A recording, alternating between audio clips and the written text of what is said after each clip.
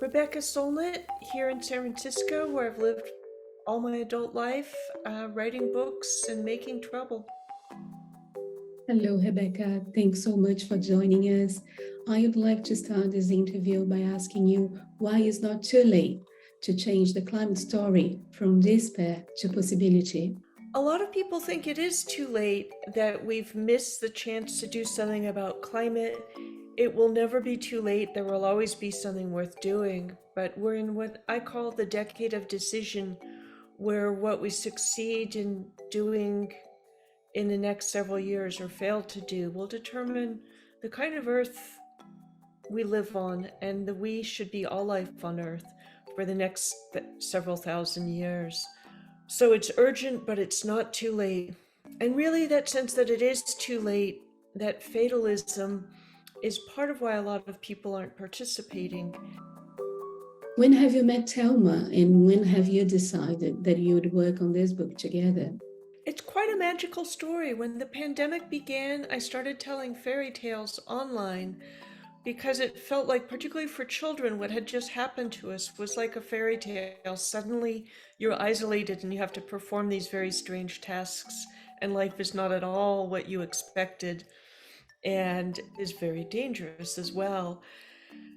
And I had technical problems, and Thelma, who had many friends and climate colleagues in common with me, volunteered to help me. And then we started talking, and we had a very similar vision about wanting to address the sadness, grief, anxiety, despair, defeatism around climate. We had very similar worldviews around it.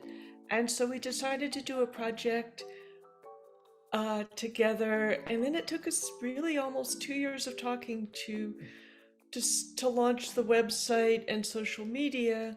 When I described the project to a bunch of very smart writers and climate people, that it needed to be a book, which made sense to me. Books are the main thing I know how to do. And so within 24 hours, Thelma was on board, and we had a publishing agreement with Haymarket, and we produced this book in about a year. I want to talk in relationship to what Ariel mentioned, our new book that came out on the 4th, a few days ago, Not Too Late, Changing the Climate Story from Despair to Possibility. Could you tell us a little bit about the process to choose the guest writers? We have an age span from 26 to 80. We have people from many parts of the world, particular strength in the South Pacific, where Thelma is based. It's a majority non-white, majority women, not because we were trying to hit a quota, but because that's just how it ended up with the people we really wanted to hear from, the people who could speak to all these things.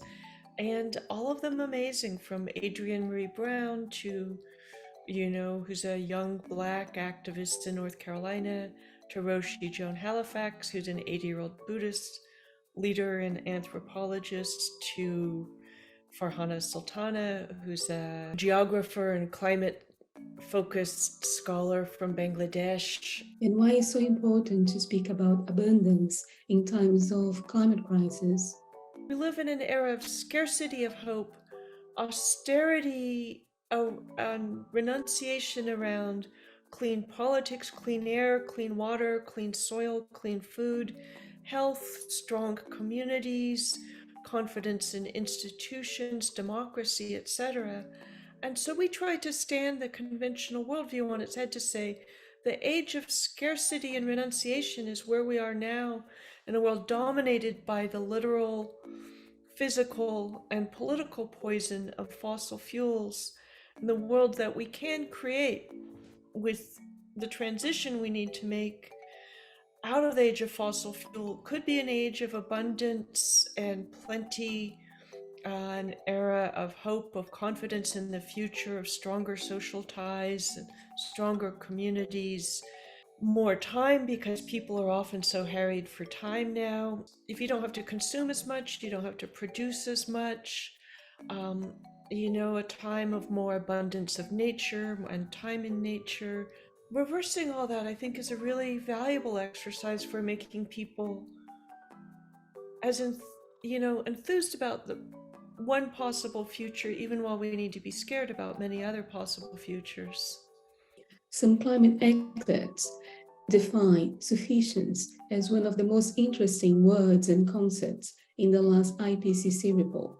What do you think about this? Capitalism is a fire that's burning things down as it goes. So I think one of the really important points for me about climate is we have the technological solutions we need. We know that we could electrify, redesign, rethink how we live, where our energy comes from, how our food is produced, how we travel, etc. But I think in order to do those things, we also have to have different values, including the value of enough, including the value of I make this decision on the behalf of the greater whole rather than myself alone. And individualism is so linked to the climate crisis, and you can't really have the fossil fuel industry without that worldview that I will do what benefits me or me and my corporation and shareholders rather than what benefits the whole community. So yeah, I think enough is a really important concept. Abundance also needs to be refocused from having an abundance of material goods, which, and maybe experiences like travel and services, which is what capitalism will have us focus on, to an abundance of friendships, an abundance of time, an abundance of experiences of beauty, an abundance of confidence and hope, an abundance of love. And material wealth and abundance often go with emotional, spiritual, and social poverty, inequality, harm to democracy, etc. So I think we need to absolutely demand abundance, but in other arenas than capitalism, consumerism, selfishness, individualism has taught us to. And why do you say, Rebecca, that the imagination is a superpower for us to tackle the climate crisis? One of our amazing contributors, Adrienne Marie Brown, likes to say that all organizing is science fiction because you're trying to make something that doesn't exist yet. And I often feel that it is lack of imagination in some ways, and that breeds a lot of this despair.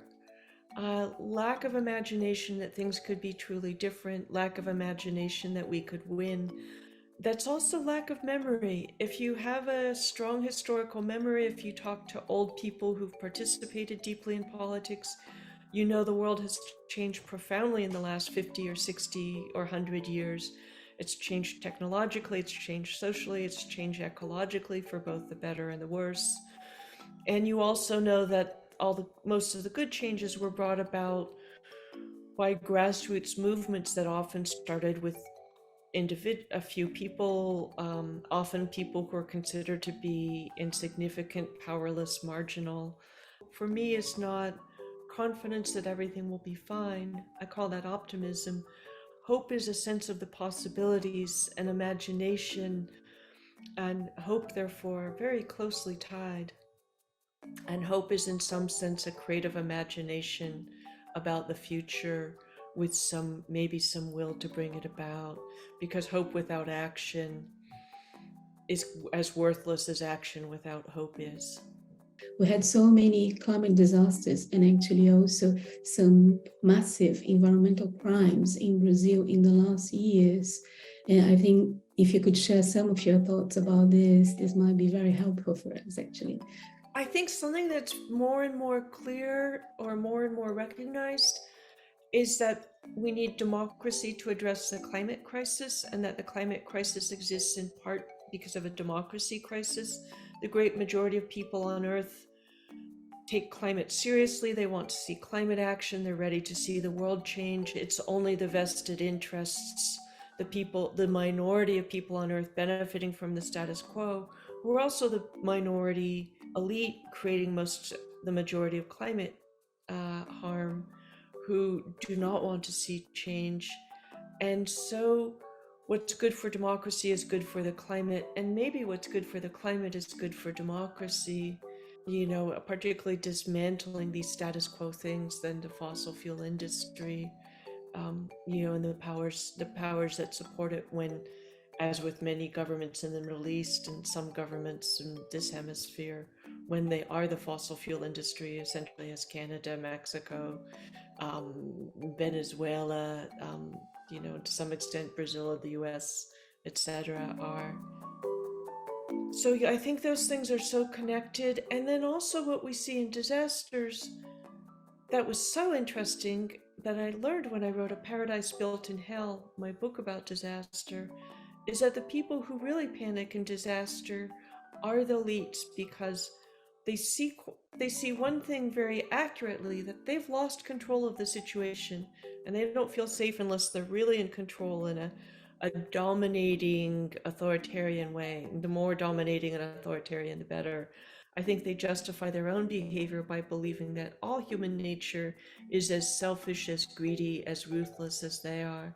And so they're often part of elite panic, seeking to protect private property at the expense of human life. I'm glad to invite you to finish this interview speaking a little bit about joy.